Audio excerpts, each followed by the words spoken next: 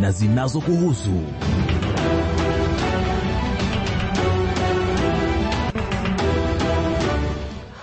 Na imetimia saa 5 kamili majira ya Afrika Mashariki, na huu ni muktasari wa habari za Chuka University Radio. Jina langu ni Collins Kefa.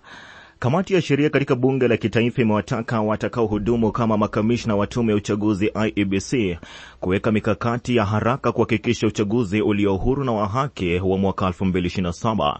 Mwenyekiti George Murugara anasema muda uliosalia ni mchache na lazima wajiandae vilivyo kuhakikisha uchaguzi huo umezingatia sheria.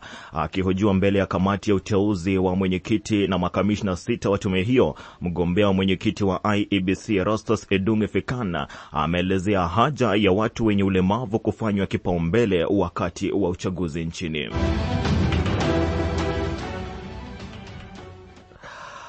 Na serikali inadaiwa shilingi bilioni 15 kama fidia kwa walioathirika na mashambulizi ya wanyamapori nchini.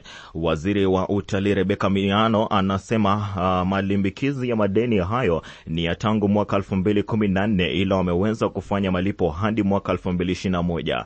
Miano anasema wanaendelea kusaka ufadhili zaidi kando na mapendekezo kwenye bajeti ili kuhakikisha kila mwathiriwa anapata haki.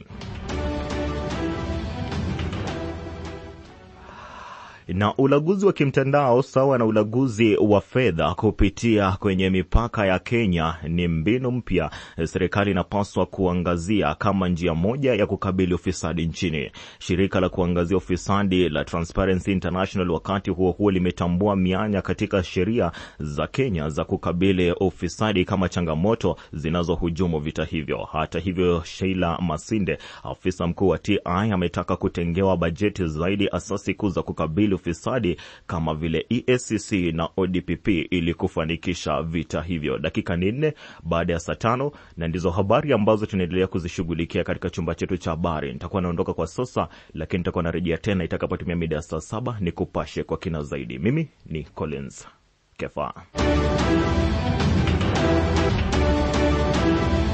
Ni muktasari wa habari za Chuka University Radio. Endelea kutegea Chuka University Radio. Furaha yako, fahari yetu.